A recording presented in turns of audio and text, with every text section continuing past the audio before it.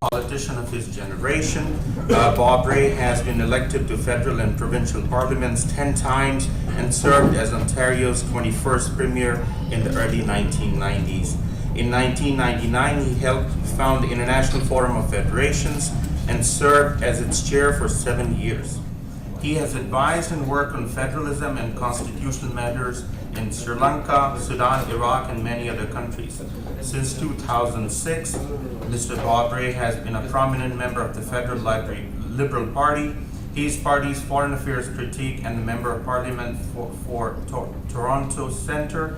He is the author of 3 previous books, From Protest to Power, The 3 Questions, and Canada in the Balance, as well as 2 major studies in public policy and higher education and the Air India bombing of 1985.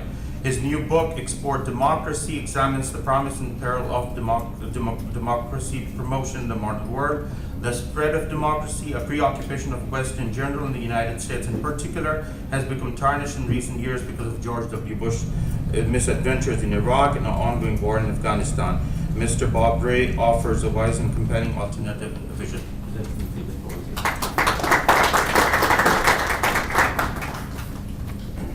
Thank you very much, ladies and gentlemen. I very much appreciate the chance to be with you today and to say a few words to everyone. I want to, first of all, endorse very much the comments that were made by my good friend Louis Temelkovsky. I think he had some very wise things to say that I very much commend to all of you. I'm very pleased to be on the platform with my good friend and colleague Darek Lee, who's one of our most experienced parliamentarians and a member of Parliament for the Scarborough area, and somebody who knows a great deal about not only politics around the world, but also politics in Canada. I want to take the opportunity today to really address and speak to 2 issues, both of which Mr. Temelkovsky also touched on, but I very much appreciate the opportunity to speak to this audience.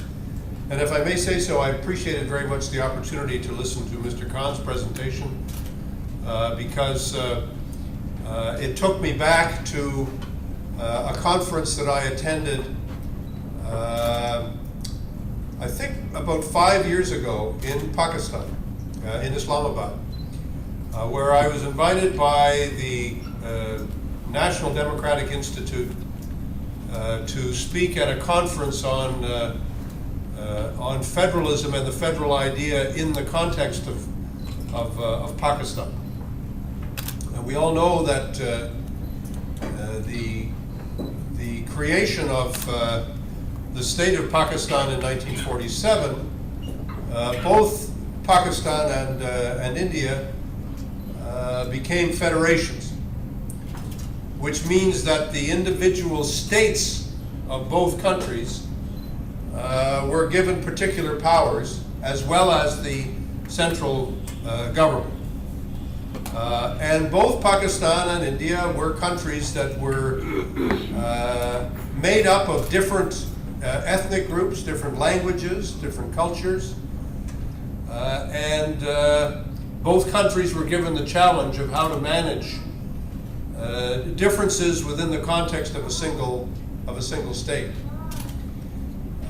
The Indian Federation, which has gone through a remarkable, complex evolution over the last 60 years.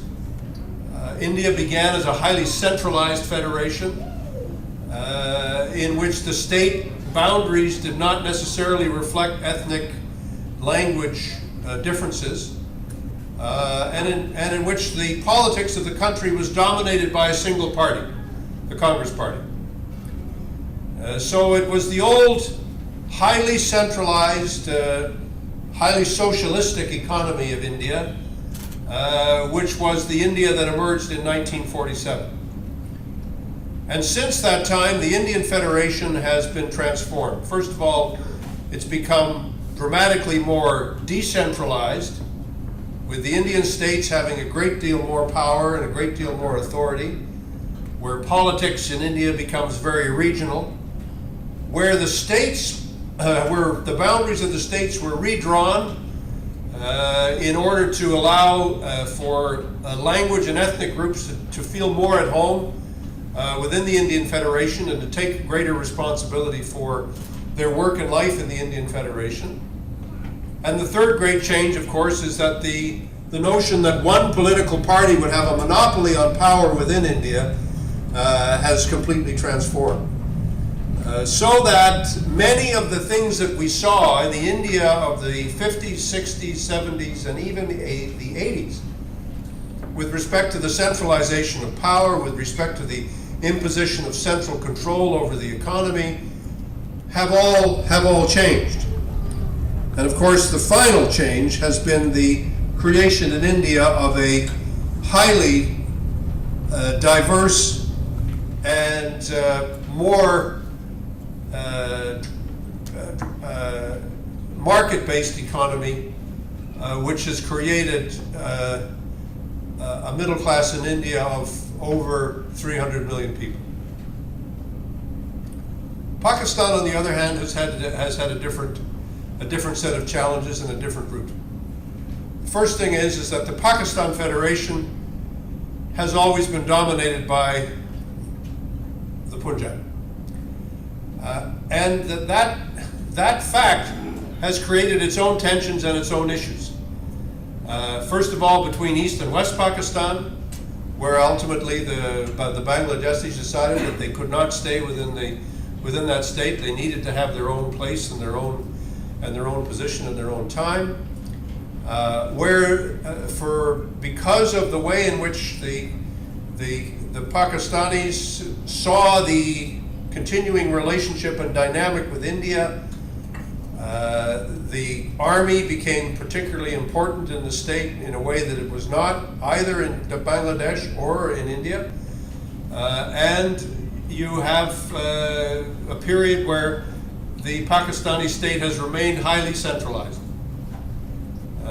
with a continuing challenge of how to create more diverse centers of power and centers of interest within Pakistan. And this is a pattern in which people have to realize. And as a result, Pakistan has fallen behind. Economically, it has not benefited to the same extent. And this is before the natural disasters of the last couple of years, which I had an opportunity to see just a few weeks ago when I was in Pakistan again quite recently.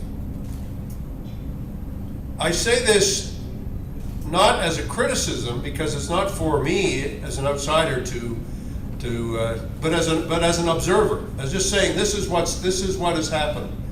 And the emergence of a democratically elected government in Pakistan has now given rise to a renewed federalism in Pakistan. One has to say there has been a change in the Pakistani constitution. And we are now going to see whether or not both civilian rule, democratic rule, and federal rule will in fact take root, take hold in the Pakistani political culture. I think we can say in the world today that the great challenge we face a challenge, obviously we face the great challenge of poverty and economic